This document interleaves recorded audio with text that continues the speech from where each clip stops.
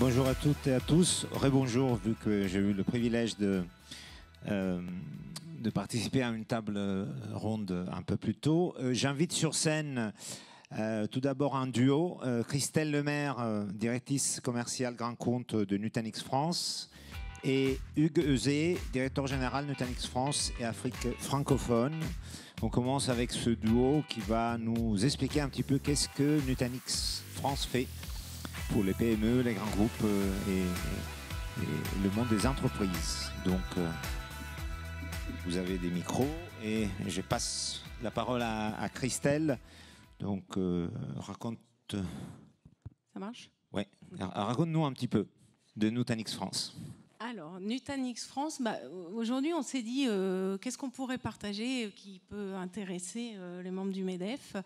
On va vous raconter brièvement ce que fait notre société, mais on voulait partager aussi ce que veut dire l'innovation dans une entreprise qui a grandi très vite en 10 ans, comment on reste innovant, et on va finir sur un cas client qui nous semble être pertinent à partager. Voilà.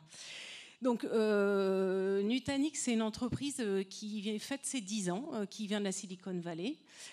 Et c'est une histoire extraordinaire parce qu'en fait, il y a 10 ans, il n'y avait rien. Il y a 8 ans, le produit a été mis sur le marché. Et aujourd'hui, c'est 1,5 milliard de facturation et c'est 5 000 employés. Donc, c'est l'histoire de l'hypercroissance. Et donc, c'est un peu ça qu'on va partager. Et puis ensuite, on vous donnera quelques exemples. Donc, en quelques mots, qu'est-ce que ça fait ? Je vous le fais de manière très, très simple. Nutanix a inventé ce qu'on appelle l'hyperconvergence. Et l'hyperconvergence, c'est exactement ce qui arrivait avec vos téléphones. Il y a 10 ans, vous aviez un appareil photo, vous aviez un réveil, vous aviez une caméra, vous aviez un iPod pour de la musique. Et puis après, ça a été révolutionné. Tout ça est passé sous le mode du software et vous l'installez sur un téléphone que vous achetez chez Samsung ou quelqu'un d'autre. Ça a été convergé. Voilà. C'est exactement la même chose pour le data center. Donc aujourd'hui, vous avez des salles machines où vous les externalisez chez des partenaires qui font tourner ça pour vous et vous vous arrachez les cheveux parce que vous avez des baies de stockage, vous avez du compute, vous avez des problèmes de réseau et des contrôleurs et tout ça, ça se parle pas. Et il faut maintenir tout ça. Et il y a des mises à jour et vous y passez vos nuits. Et du coup, quand vous devez lancer une application très structurante pour votre business, vous mettez 2 mois à avoir vos machines, à les mettre en place et vous voulez être plus agile. Voilà, Nutanix a dit, très bien, on va mettre toutes ces briques-là dans du software, vous l'installez sur le serveur que vous voulez, vous utilisez les outils que vous avez, les hyperviseurs que vous avez, si vous, voilà, et vous gérez ça en quelques clics. Voilà, ça c'est de manière simple la vision. Sauf que pourquoi ça a si bien marché et c'est d'une telle croissance, c'est qu'en 2009, le créateur pensait déjà au cloud public. Et 2009, personne ne savait ce que c'était, le cloud public. Et il s'est dit, je vais faire ce produit-là, je vais permettre aux gens de gérer leur data center de manière très très simple, mais s'ils doivent venir comme ils sont, ils auront peut-être du cloud public. Donc il va falloir qu'ils puissent gérer les machines qui sont chez eux, mais les machines qu'ils ont dans Amazon, les machines qu'ils ont chez Google ou chez Azure. Tout ça de manière très simple. Voilà. Alors, du coup, on s'est dit, ça peut être intéressant de expliquer comment on garde de l'innovation dans une boîte comme ça. Donc, l'hypercroissance, j'ai partagé avec vous. Parce que le thème était comment on utilise l'écosystème. Et c'est une boîte qui a su rester hyper intelligente. Parce que c'est une start-up et qui s'est dit, je grandis très vite. Le risque, c'est de reconstruire des silos, de plus innover. Et en fait, moi, je suis là que depuis 4 mois, en fait, et je partage avec vous ce qui continue à m'étonner 4 mois après mon arrivée. C'est une boîte qui, par exemple, a fait une start-up dans la start-up. Je vous donne un exemple. Moi, j'avais jamais vu ça ailleurs. Dans le réseau de notre créateur qui s'appelle Dirage, il y a un start-upper de la Silicon Valley qui l'a approché en disant, voilà, je viens de voir, j'ai une idée. Je voudrais créer un produit qui aide à gérer les bases de données en quelques clics. Qu'est-ce que tu en penses ? En mode mentoring. Et Dirage lui a dit, viens le faire chez moi. Il a dit, mais non, parce que moi, je veux créer ma boîte, je veux pas être employé. Très bien, viens le faire chez moi sous mode start-up. Donc, dans notre entreprise, on a une sous-entreprise qui a une direction, qui a son personnel et qui, pour autant, qui crée un produit qu'on commercialise nous, voilà. L'écosystème, ça veut dire quoi ? Que même eux, Nutanix, c'est une start-up, ils ne sont pas privés de racheter d'autres entreprises. Ainsi, en se disant, si on veut rester innovant, il faut qu'on absorbe les gens. Donc, ils ont fait déjà 4 rachats en 10 ans. Et ils absorbent et ils intègrent dans la gamme, ce qui est quand même assez étonnant. Donc, on se disait aussi, qu'est-ce qui reste, ce qui est marquant en fait, c'est que à 5 000 et à 1,5 million de facturation, ça reste une start-up dans la manière de penser. Et moi, ça, c'est quelque chose qui m'étonne. Il y a vraiment cette notion, oui, on est devenu gros, et pourtant, chaque personne embauchée, quand Hugues, donc, qui est le patron de la France, embauche, il nous dit tout le temps, il faut que tu prennes quelqu'un qui va gérer son boulot comme s'il était start-upper. Ça doit être quelqu'un qui va construire, qui va tout. Et effectivement, du coup, on a gardé cet esprit très, très. C'est très marquant. Et dans l'esprit startup, il y a aussi le fait qu'on est 100% digital. Effectivement, c'est des choses. Bon, et donc, on s'est dit qu'on partagerait avec vous aussi. L'idée, c'est toute start-up qu'on est, on ne peut même plus appeler ça une start-up, on est une scale-up, une licorne, mais je ne sais pas, on sait encore engager des start-up quand on a besoin et utiliser l'écosystème. Et on a fait un cas que Hugues va vous partager, où je pense que si on n'avait pas su s'allier avec l'écosystème partenaire, on ne l'aurait jamais gagné, ce deal-là. Donc c'était montrer qu'on a beau être innovant, il faut quand même encore regarder à l'extérieur avec qui s'allier. Exactement. Bonjour à toutes et à tous. Donc, Hugues Euzet, directeur général de Nutanix France et la partie Afrique francophone. Donc, moi, ça fait un petit peu plus longtemps que Christelle que je suis chez Nutanix. Ça fait 3 ans et demi. En France, on est arrivé il y a 6 ans. C'était 2 personnes. Vous avez dit qu'on était 5000 dans le monde. On a connu cette croissance également en France, donc l'hyper-croissance. Alors c'est mieux que de gérer la décroissance, on en conviendra, mais il faut trouver des talents. Il y a eu des thèmes et des débats tout à l'heure. La secrétaire d'État a parlé de trouver des compétences. On a la chance d'être une société plutôt attractive, donc on a des CV, donc ça c'est plutôt sympa. Et puis ça nous permet de recruter des talents et des gens que l'on veut innovateurs dans la société qui se veut toujours plus innovante sur un marché de l'informatique qui va très vite. Donc on était 2, on a fait Welcome to the Jungle il y a quelques temps et on est 120 personnes et on a 30 à 40 postes ouverts si on regarde sur la partie JobVite aujourd'hui sur la France. Donc c'est assez important en termes de croissance.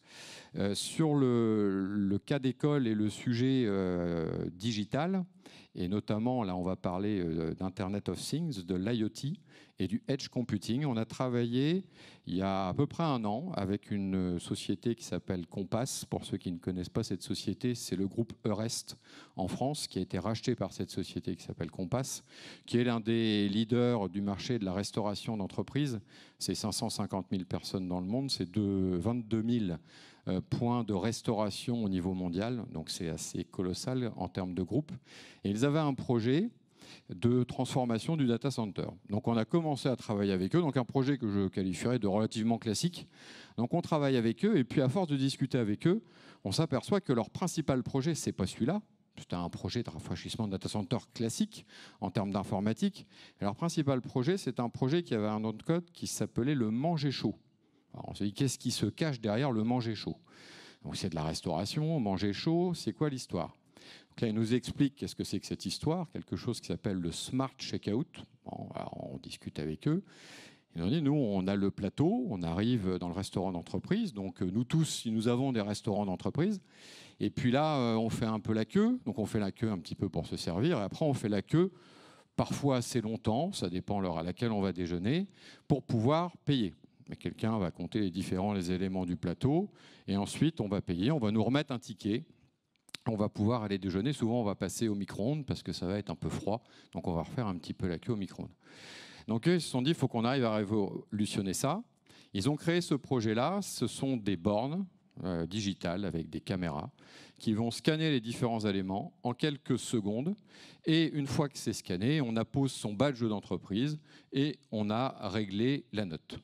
Donc ça va très vite. Alors comme les gens en interne, ils ont des commerciaux qui commercialisent leur offre de restauration d'entreprise, c'est un marché assez concurrentiel, ils l'avaient déjà vendu. Le projet n'était pas encore démarré, ils l'avaient déjà vendu. Et là, ils se sont dit, on a juste un problème, mais c'est où la start-up avec laquelle on a travaillé est arrivée, puisqu'ils travaillent avec une start-up française qui s'appelle Diplomatic, qui fait un moteur d'intelligence artificielle. Et ils se sont dit, bon là, il faut qu'on industrialise les choses parce que la France était le pays pilote. Il fallait déployer relativement vite à peu près 200 restaurants d'entreprise. Et après, il y a l'échelle mondiale. Et comme c'était déjà vendu à quelques sociétés, il fallait même aller très vite. Et la problématique qu'ils avaient dans leur mode de fonctionnement, c'est très bien comme projet, mais quand on arrive avec un applicatif de digitalisation de l'expérience plateau, l'expérience utilisateur, on met ça dans un restaurant et après il faut assurer des mises à jour. Bon, un restaurant, ça va fonctionner. 10 restaurants, ça va peut-être encore un peu fonctionner. Mais si vous mettez ça sur 200, 2000, 10 000, 22 000 restaurants, c'est impossible. Il n'y a aucun ROI. Parce qu'il va falloir assurer un maintien en condition opérationnelle, une mise à jour de l'ensemble des éléments. L'intelligence artificielle réalise et invente et recrée de manière assez naturelle l'apprentissage au niveau des plats, parce qu'il peut y avoir des nouveaux plats. Il faut saisir de nouvelles recettes. Donc ça, il faut pousser ces nouvelles recettes sur l'ensemble des restaurants qui sont distribués dans le monde. Et en termes informatiques, on appelle ça le edge computing. Il faut que le restaurant soit autonome. Parce que forcément, à quoi on peut penser? On se dit, on peut mettre ça chez Google, chez Amazon, chez Facebook. Non, parce que s'il y a une rupture de ligne, le restaurant n'est pas autonome, personne ne peut payer, il n'y a pas d'encaissement possible. C'est la révolution à la cantine. Parce que si on n'a pas mangé, on ne va pas être bien l'après-midi. Donc là, on va avoir un problème, il va falloir gérer les gens. Donc il fallait cette autonomie du restaurant. Et surtout, là où on est arrivé, on a travaillé avec la société diplomatique, la société Compass. L'ensemble de nos ingénieurs ont discuté, on a co-développé ensemble et on a créé pour eux le bus de l'information. On avait déjà des projets IoT qui étaient démarrés chez nous et on a créé le bus de l'information avec eux. Donc on a un point central qui permet de gérer l'ensemble de ces menus, de ces repas, qui est le fameux data center qui était le premier projet d'origine. Et puis on déploie sur l'ensemble de ces sites, de ces restaurants d'entreprise. L'un de nos clients qui est Generali, qui a son siège en Italie, qui était le premier client à être déployé au niveau de ce restaurant d'entreprise, les gens de l'informatique qui utilisaient déjà nos solutions pour d'autres besoins, sans les prendre des photos en disant aux Italiens, vous avez vu, il y a aussi du Nutanix dans le restaurant. Ça, c'est juste pour la petite histoire. Et donc, aujourd'hui, on arrive à un déploiement de presque la totalité des restaurants sur cette première phase. Et puis, on va commencer avec la société à les accompagner sur l'internationalisation de cette offre. Bon, il me semble que si on devait faire une petite synthèse, vous êtes un unicorne, mais qui fonctionne comme une start-up. Donc, la même agilité, la même capacité à adresser des problèmes complexes et les résoudre. Oui, c'est exactement ça. Et puis, on se veut très digital. On est digital en interne et on apporte cette souplesse autour de la digitalisation à l'ensemble de nos clients. Bien. Je vous propose peut-être de passer au pitch. Donc, on va inviter d'abord Vidal Shriki, qui est CEO de BTU Protocol. Donc, on va avoir deux pitchs et on reprendra un petit peu la discussion autour de comment on digitalise l'offre et comment on gère la relation partner.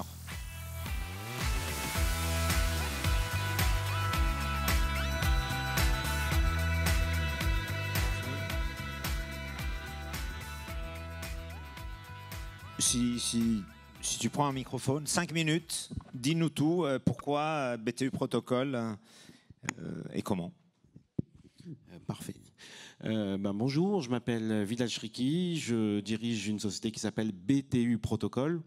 Alors qu'est-ce que c'est?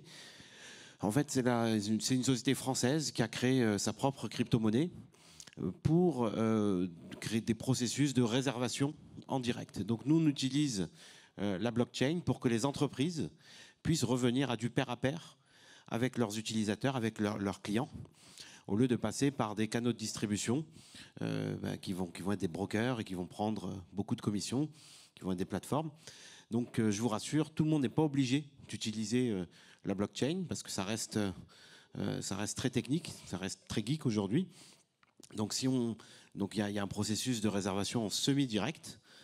Donc il y a des entreprises, des partenaires qui peuvent revendre vos produits, qui peuvent diffuser l'information et puis qui vont... voilà. Donc qu'est-ce que c'est la blockchain? Alors nous, ce qu'il faut retenir, c'est qu'on a un produit qui est live. Donc aujourd'hui, il y a 2 millions d'hôtels qui nous donnent leur inventaire.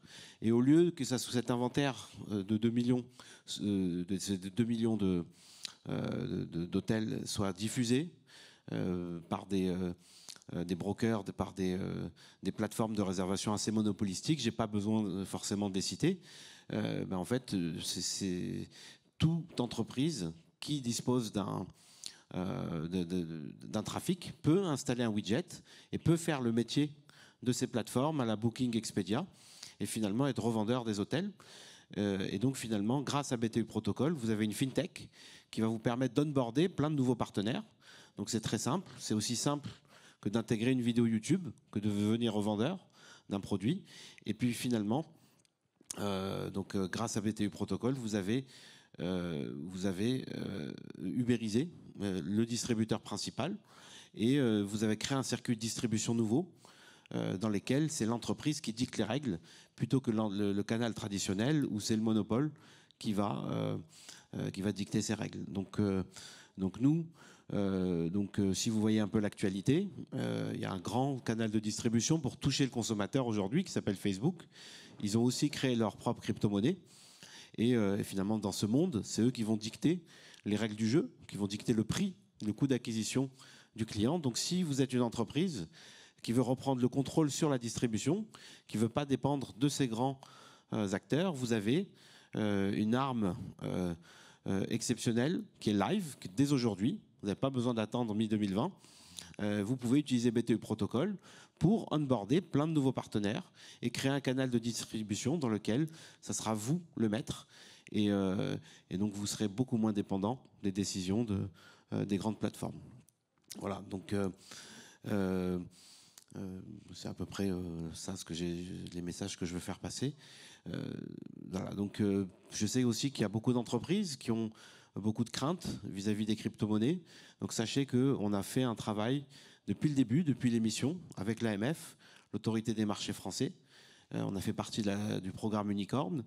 On a été vérifié par la CPR. Et aujourd'hui, ce qui est important, c'est qu'on a plusieurs millions d'euros de crypto-monnaies BTU qui sont dans les bilans comptables des entreprises qui utilisent notre protocole parce qu'elles ont besoin de cette monnaie pour payer leurs apporteurs d'affaires. Donc ce qu'il faut voir, BTU Protocol, c'est la blockchain comme médiamétrie de vos nouveaux distributeurs, de vos nouveaux partenaires, savoir qui vous apporte le business. Et puis le BTU, c'est la monnaie pour les rémunérer de façon automatique.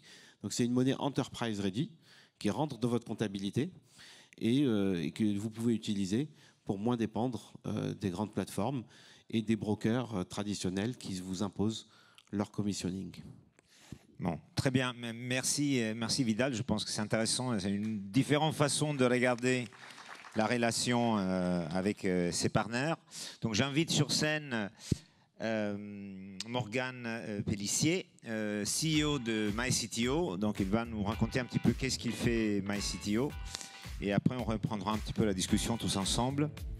Donc un applaudissement pour Morgane. Merci. Donc bonjour à tous. Il marche, ouais. Bonjour à tous, moi je m'appelle Morgane Pellissier, je suis fondateur de MyCTO. MyCTO, en deux mots, c'est une société de services en ingénierie, donc vous allez me dire jusqu'à là plutôt classique. On est donc une société de services en ingénierie spécialisée en prototypage et en développement de produits. On rentre chez nos clients au stade de l'idée et nous, le but du jeu, c'est de générer le plus rapidement un prototype technique fonctionnel et de valider une idée. Ça peut être un concept scientifique, un concept business. On valide soit en interne chez nos clients quand on fait du B2B ou des fois directement sur le marché quand on a des clients qui font du coup du B2C et nous on fait du B2B2C. On est une équipe de 8 ingénieurs, 4 plutôt hardware, 4 plutôt software et on intervient sur tout type de projet autour de l'IoT, la mécatronique, la robotique. Au niveau de nos clients, au début, on a commencé à travailler avec des solo founders, après on a travaillé avec des petites startups, après avec des PME qui étaient dans le service, qui voulaient se lancer dans le produit et qui n'avaient pas cette expertise-là de développement de produit. Et depuis peu, on a signé un contrat, on en est plutôt fiers, on a signé un contrat avec Ariane Group et on développe un prototype pour les nouvelles générations de lanceurs. Donc en gros, on vient développer un prototype de système d'atterrissage. Je ne peux pas vous en dire beaucoup plus parce que c'est un peu confidentiel. Je vais me faire taper sur les doigts après. Mais et donc du coup, au niveau de nous, le sujet de la digitalisation, on y touche très fort sur deux aspects. En externe chez nos clients, puisqu'on rentre souvent Des fois, quand on intervient par exemple dans des petites PME françaises qui n'ont pas forcément les outils pour se digitaliser, qui souvent font appel à des gros cabinets de consulting, je ne les citerai pas, mais qui leur disent OK, pour digitaliser votre boîte, ça vaut 100 000 euros. Non, il n'y a pas besoin de 100 000 euros pour digitaliser une boîte. On peut digitaliser des parties d'une boîte, automatiser plein de petits aspects. Donc nous, c'est ce qu'on fait. Chez plein de nos clients, en fait, on fait un peu de consulting au démarrage pour voir ce qu'on peut faire. Et après, derrière, on développe des produits 100% adaptés à notre entreprise et à notre client. Donc ça, c'est pour la partie externe. Et pour la partie interne, nous, je pense qu'on a un excellent exemple de digitalisation, puisque on est quasi zéro paper. Pour vous donner une idée, la première fois que j'ai envoyé une facture papier, c'est quand j'ai commencé à travailler avec Ariane. La première fois que j'ai signé un contrat papier aussi, c'était avec Ariane, puisqu'il voulait absolument un exemplaire papier. Tout est digital. Dans notre boîte, donc comme je vous ai dit, on ressemble un peu à un bureau d'études. On n'a que des ingénieurs dans la boîte. Ingénieurs, designers, développeurs. Ce qui fait qu'en fait, on a automatisé toute la partie administrative, gestion et autres. Donc nous, on travaille à l'heure, un peu comme un cabinet de conseil, et automatiquement, en fait, on a tout un produit qui fait qu'on bille les heures à nos clients voient les heures, ils valident ou pas les heures qui ont été faites. Au bout de 2 semaines, ça leur envoie une facture automatique. Ça va dans notre banque et ça vérifie si c'est vert ou si la facture a été payée. Ça passe en vert, en rouge, ça envoie les lettres de relance automatique. Nous, on a digitalisé toute notre boîte en fait en interne. Et donc du coup des fois on le fait aussi un peu pour nos clients. Voilà. Merci Morgan, c'est très intéressant. Peut-être une question pour toi avant de revenir un peu au sujet et à la salle. En quoi tu penses que MyCTO est différent des offres alternatives? Tu viens d'évoquer qu'il y a des cabinets, mais qui viennent plutôt un peu old school. En quoi vous êtes vraiment différent? S'il y a quelque chose de différent, c'est quoi la secret sauce? Ouais, je vais vous donner un exemple. Je pense que l'exemple d'Ariane est, globalement, à chaque fois qu'on est mis en concurrence avec d'autres de nos concurrents que je citerai pas, ce qui fait la différence, je pense, c'est la vélocité avec laquelle on est capable de délivrer des prototypes.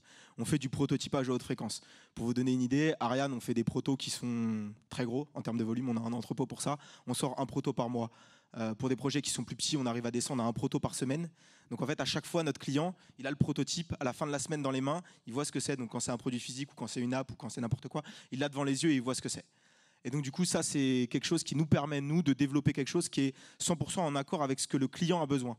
Pas ce que le client veut, ce que le client a besoin. Parce qu'au démarrage, quand le client il arrive, s'il y en a d'autres, s'il y a des gens ici qui ont des bureaux d'études ou qui font du service, ils savent que le client il va souvent vous dire quelque chose, mais en général, il n'a pas besoin de ce qu'il vous dit, il a un autre besoin. Et ça, vous, votre travail, quand vous faites une société de service, c'est d'aller chercher ce besoin-là. Et en fait, le fait de lui montrer et de lui mettre ça dans les mains, ça lui montre, on arrive à coller, je pense, au plus fort des besoins de notre client. Très bien. Merci. Donc, pour revenir un petit peu à ce sujet de digitalisation de l'offre, donc on a vu un peu différentes solutions. Déjà, est-ce qu'il y a des questions dans la salle? Quelqu'un qui veut avoir plus d'éléments par rapport à ces 2 pitchs qu'on vient d'écouter? Déjà, peut-être, moi j'ai une question pour Vidal. Je voulais un petit peu comprendre de toi comment vous allez segmenter votre marché, parce que la relation partner, c'est hyper large comme sujet. Donc effectivement, c'est clair, l'outil et l'intérêt d'avoir un outil comme le vôtre. Mais après, comment vous allez segmenter votre marché? C'est qui vous allez commencer par qui? C'est quoi les critères? Alors, nous, on est une fintech. Donc en réalité, on est très agnostique au marché. Et j'ai mentionné l'exemple de l'hôtellerie. Mais si on est capable de faire remplir des chambres d'hôtel, on est capable de faire louer des voitures, on est capable de trouver des candidats pour une multinationale. Donc finalement, on est capable de créer un canal de acquisition pour tout type d'entreprise. Alors nous, notre marché, aujourd'hui, c'est vrai qu'il est principalement... aujourd'hui, les gens qui nous contactent sont dans le travel parce qu'on a communiqué sur ces exemples. Mais en réalité, ce sont plutôt les entreprises qui viennent nous voir et qui commencent à vouloir utiliser ce protocole. Donc on n'est pas nous on démarche pas. Nous on a une fintech, on a une monnaie. Et puis la monnaie, les gens ils l'utilisent pour payer ce qu'ils veulent. Donc voilà, c'est pas nous qui décidons en réalité. Donc voilà, donc ça s'applique à tous les domaines. Voilà, alors et puis nous on démarche pas spécialement. Donc la fintech peut être utilisée par tous les métiers. D'accord. Peut-être une question pour Hugues. Il y a une question? Oui. Alors... On entend bien, oui. On entend, oui.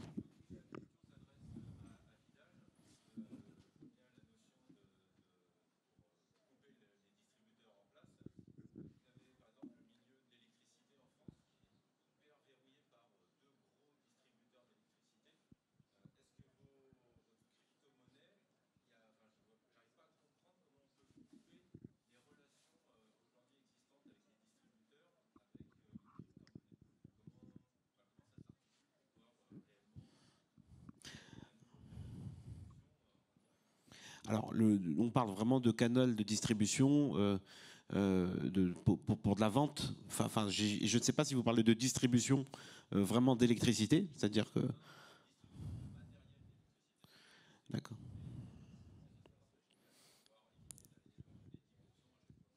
Oui, exactement. Donc, effectivement, ça s'applique aussi. Après, il faut qu'on rentre dans les détails.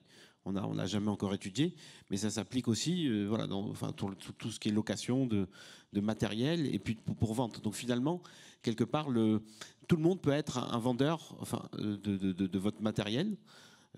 Puis voilà, et notre technologie justement permet de monétiser le bouche à oreille lorsque voilà, il rentre dans un process numérique. Donc là, c'est peut-être une question qu'il faut voir avec vous en personne pour voir le process existant.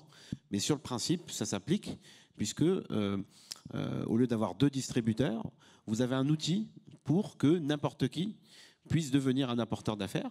Donc il a juste à se générer une adresse d'un wallet de crypto-monnaie, et on lui donne un outil. Donc on a un générateur de widgets, donc on lui donne un outil de prise de commande pour qu'il puisse saisir la commande des clients qui peuvent vous amener. Et lui, et quelque part, ce qu'il fait, il n'y a pas de barrière à l'entrée. Donc en réalité, on ubérise ces distributeurs et on crée beaucoup de compétition. Donc c'est marrant, il y a un fantasme dans la blockchain qui dit ça tue les intermédiaires. En réalité, nous, c'est pas ça qu'on fait. On ne tue pas les intermédiaires, on les multiplie. Mais en les multipliant, il y a plus de compétition et les commissions reviennent à la normale et ne sont pas dictées par le fait qu'il y a ces commissions. Voilà. Donc on tue les monopoles et on les remplace par de la compétition saine et par des commissions beaucoup plus raisonnables et acceptables. Moi, j'avais une question encore pour Hugues. Déjà, c'est intéressant, je trouve, cet aspect d'être une unicorn start-up, donc avec une culture de start-up très fort à l'intérieur.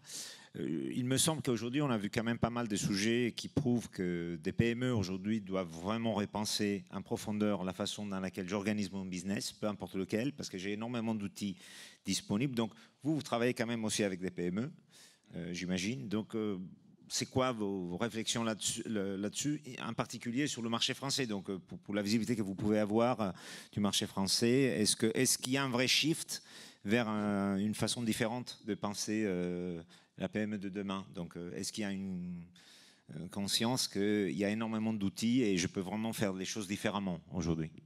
Alors, tu as raison, des outils, il y en a énormément.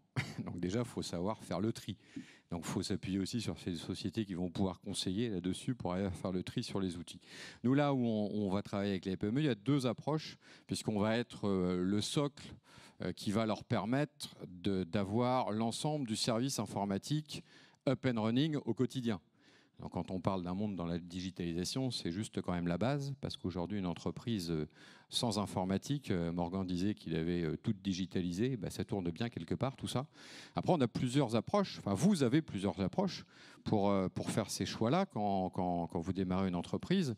Il y a la possibilité d'aller consommer des choses en mode SaaS, donc du software as a service. Alors là, on va recréer des silos parce qu'on va avoir un SaaS, une application, un SaaS, une application, un SaaS, une application. Après, il faut gérer cet ensemble.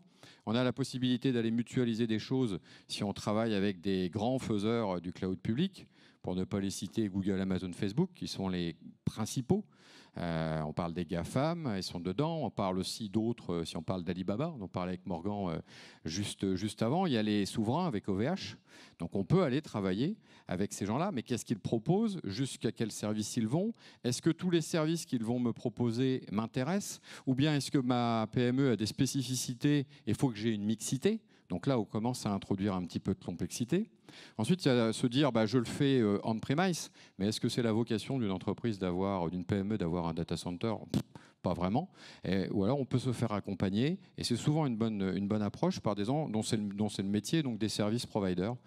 Nous, on va les aider là-dessus, on va leur fournir des socles. Un service provider va avoir cette souplesse de pouvoir travailler sur des choses auxquelles vous allez avoir très rapidement accès et vous proposer des possibilités d'aller utiliser des fonctionnalités logicielles chez les clouds publics. Donc ça va être un peu la pierre angulaire dans le meilleur des mondes et vous apporter de la souplesse. Et surtout, vous allez garder une forte autonomie. Et après, quand vous avez une taille qui devient plus critique, là, vous pouvez repenser à réinternaliser votre entreprise. On a vu plein de sociétés, de très grandes sociétés américaines. Netflix, tout le monde le connaît. Hein. Netflix, quand ils ont démarré, ils ont tout mis à l'extérieur. Aujourd'hui, ils ont réinternalisé plus de 80%. Parce qu'il y a une économie d'échelle qui se fait lorsqu'on vient maîtriser son IT. L'extérieur est très intéressant pour démarrer, pour incuber. Après, il faut maîtriser, sécuriser et puis maîtriser les coûts surtout. Parce que le coût est juste extrêmement important, surtout quand on démarre. Absolument. Peut-être, Christelle, un mot sur la culture de l'innovation, parce que ça, c'est un sujet un peu transverse. Tu disais avant que Nutanix a fait pas mal d'acquisitions et il y a une vraie culture de je vais acheter et chercher ailleurs des compétences et je les intègre très bien. Tu peux un peu développer sur ça tes réflexions, parce que j'ai l'impression que quand même, il y a tout un mouvement de fond en France aujourd'hui avec les startups, et peut-être les grands groupes doivent un peu suivre ce mouvement de fond. Bah, quand vous voulez aller vite, vous avez deux solutions. Hein. Ou vous créez en interne, vous risquez de mettre 2 ans et vous apprenez lentement, vous vous trompez, vous relevez, ou vous allez évidemment prendre quelqu'un qui a déjà disrupté le marché. En étant dans la Silicon Valley, c'est plus simple, évidemment, ils sont un peu dans le cœur du réacteur, mais on peut ou acheter, absorber, et là, évidemment, il faut intégrer, ça c'est le secret, mais on peut aussi simplement acheter les services sans acheter la société. Donc, absorber une start-up, ça peut être simplement se dire je ne développe pas en interne et je vais acheter le service. C'est déjà un premier pas. On a un exemple pour compléter. On a parlé de la société Diplomatique tout à l'heure, qui est une start-up française qui a créé ce moteur d'intelligence artificielle. On s'est découvert sur le projet que j'ai mentionné tout à l'heure. Et depuis, nous, on a des événements qui s'appellent des .next, qui sont des événements aux US, en Europe. Le prochain en Europe, c'est début octobre à Copenhague. Le dernier, c'était aux US, à Anaheim, dans la banlieue de Los Angeles. Et la société Diplomatique nous accompagne sur les sujets de edge computing et d'IoT dans ces événements-là, et participe maintenant avec nous à tous ces grands événements que l'on peut faire autour de l'IoT et du Edge pour réaliser derrière des projets concrets. Donc ça, c'est un exemple de vraiment collaboration très forte, sans se dire ouais, je t'absorbe ou je t'absorbe pas. Là, c'est pas le débat. On collabore et chacun vit sa vie en ayant un objectif commun, c'est rendre le meilleur service à nos clients. Très bien, merci. Merci, c'est très intéressant. Est-ce qu'il y a encore des questions dans la salle, par hasard ? Non, il n'y a plus de questions. Donc je pense que, sauf si quelqu'un veut dire un dernier mot sur ce sujet, Morgane, peut-être. Donc, ouais, peut-être sur la collaboration, je ne sais pas si je vais pouvoir ajouter sur Christelle. Nous, pour reparler, la majorité du temps, nos clients, ils viennent nous voir pour un besoin d'aller vite. Quand tu disais, quand tu fais appel à l'extérieur, avoir en interne, c'est toujours beaucoup plus solide. Et nous, ce qu'on dit tout le temps à nos clients, on n'a pas pour vocation de bloquer nos clients chez nous. On dit, nous, on vous aide à démontrer que ça marche. Et après, derrière, il faudra que vous recrutiez. Et en fait, Ariane, c'est exactement le même sujet qu'on a avec eux. Enfin, je vous prends Ariane parce que c'est l'exemple que tout le monde connaît. Là, si dans 3 semaines, en fait, on doit faire le premier test. Et si on arrive et que tout marche, après, derrière, c'est un projet qui va re-rentrer dans le programme européen des lanceurs Thémis. Et donc, du coup, ils vont intégrer les innovations que nous, on a fait à échelle 1/10 dans la roadmap globale du projet à échelle 1. Et donc ça, c'est quelque chose qu'on leur permet de faire en allant ultra rapidement, parce que nous, on développe, entre le moment où on s'est vu la première fois avec Ariane et le moment où on a démarré le projet, donc c'est-à-dire à compte sur notre compte, il s'est passé moins d'1 mois. Et la durée du projet, c'est 3 mois et demi, quoi, pour sortir ce prototype échelle 1/10. Et Ariane, la dernière fois, là, on parlait à l'Observatoire Innovation Entreprise. Ariane disait, si on avait voulu le faire en interne, il aurait déjà fallu qu'on mobilise une équipe, qu'on monte une équipe, qu'on crée une équipe, qu'on aille chercher le lieu pour monter ce prototype-là, qu'on commence à faire ça. Ils ont dit, en fait, ça nous aurait mis 1 an à préparer la chose. Et en fait, le fait de pouvoir faire appel à des structures qui peuvent être plus agiles, plus jeunes, c'est plus rapide, quoi. Ouais, tu leur sers d'incubateur. C'est exactement ça. On développe l'idée technique, un incubateur d'idées techniques. Bien. Merci beaucoup, Christelle, Hugues, Vidal, Morgane. Merci beaucoup. Merci à toutes et à tous.